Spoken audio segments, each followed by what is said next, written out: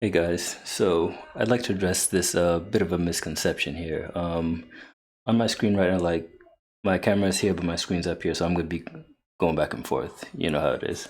So on the screen here, there's this comment. These guys, Spence Electric, yeah, they're doing some phenomenal work here. They're putting up an entertainment unit, and with all the heart and soul that they're putting into this, I'm sure they're a well-meaning contributor. They said they give a comment and they're saying essentially that the work that these guys are doing are not up to par. I'm reading between the lines here. Work's not up to par, and whatever tile that they're putting up is gonna fall off. Looking at the situation here, I want to disagree, and folks in the comments have talked about this as well. But let's address one thing. So obviously, this is a dry area. They're going to be putting up a TV. It's an entertainment unit, decked out with shelves and everything. So essentially, the place is going to be dry. One thing that you need to note is, yes, your tile may fall off, but if you're in a moist area, if you're in a predominantly moist area, showers, bathtubs, saunas, those kinds of areas, in that case, the preparation that you're going to put into something like this will be vastly different. In this case, as I said, this is a dry area. It's going to be in a living room. You're not going to be taking showers in your living room. I hope not. If you do decide to take showers in your living room, let your contractor know, first of all, and they're going to prepare way, way different from what, this ended up looking like, right? But this is a dry area. You have your area for your TV, your fireplace. It's electric, so no water is going to be close to it unless a child pours water onto it. That's a different dynamic, and that amount of water can be soaked up fairly easily and distributed within the walls. Totally different story, totally different tangent. We're not going to talk about that right now. Back to this point. So, this gentleman said the tiles that they're putting up should not be put up on drywall. Again, I disagree with that because one, it's a dry area. Two, I want to say no matter what kind of bonding agent, cement, why is Bondo coming to mind, but definitely not Bondo. The whatever type of cement that you're using, it should be able to one soak up the water, possibly within the tile is supposed to soak up that water at a rate that is not going to impede the chemical reactions that form the bonds to happen, if that makes any sense. So I think that was point number two. So three, if you look at this material, I want to say it's some sort of, I want to say limestone. It reacts very, very well with any kind of cement bonding material. Again, this is probably natural stone. It's not your peel and stick. If it was peel and stick, they wouldn't be using a bonding agent like they're using here. Take another step back.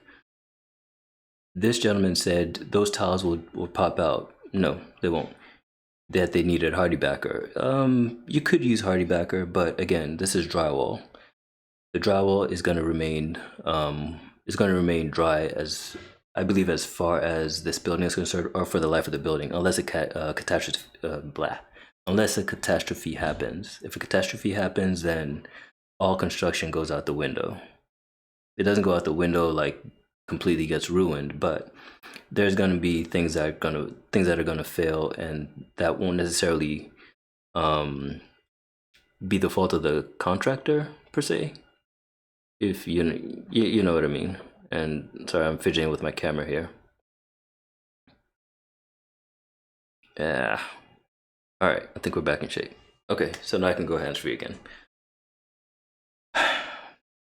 All right, so the common misconception, I guess the common mistake that some folks make is, yes, they do put their tile on drywall in a shower. That is definitely not something that you want to do. Because one, it's not up to code. Two, you could cause your tiles to definitely pop out and fall out, injure your clients, and you don't want to deal with that, lawsuit, whatever it is that's going to happen. You don't want to deal with that. In a situation like that, it's best to put it on cement board. What the guru, I want to say Guru backers, but no, Guru waterproofing, the hydro bands, the Lightercrete products, whatever they are. Look at it this way: if you're going to be working in a dry area, 9 times out of 10 you can slap a water cement on there. As soon as it dries, or when it dries and cures, you're going to have problems peeling that thing off, and it's not going to come off easily. It's going to come off with a huge chunk of drywall. That tells you that if you slap tile on that, it's going to work. Let's take this scenario. You have let's pretend we have two kinds of tile. One that's natural and the other that's glass. So the glass glass doesn't absorb water. We all know that. That's why we use them as plates, and we use them as cookware and all that stuff. It does not absorb water.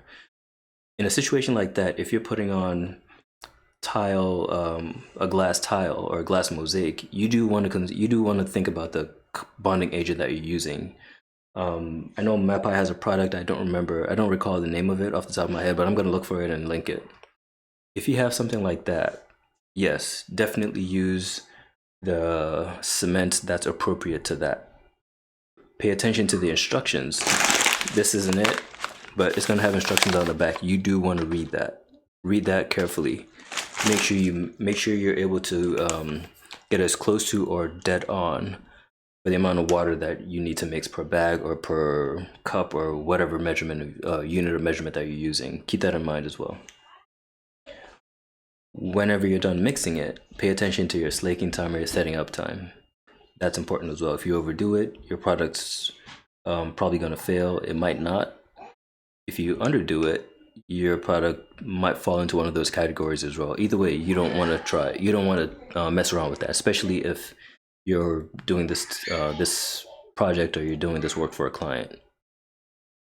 Your diligence to paying attention to the instructions goes a long way to give your client that satisfaction that you're doing hard work, yes, but it gives them the satisfaction that you're doing the work properly, and you can walk away satisfied. They can pay you. You're going to be doubly satisfied, and they can call you back in case they have some more work for you to do. So either way, there's a lot of things that go into putting together a project like this and making sure that it's a success versus making sure it lasts a few tests of time. Your dust and your I don't know, potential rumblings from people running around there shaking up things. You don't want your stuff to fall off the walls just by someone walking past it.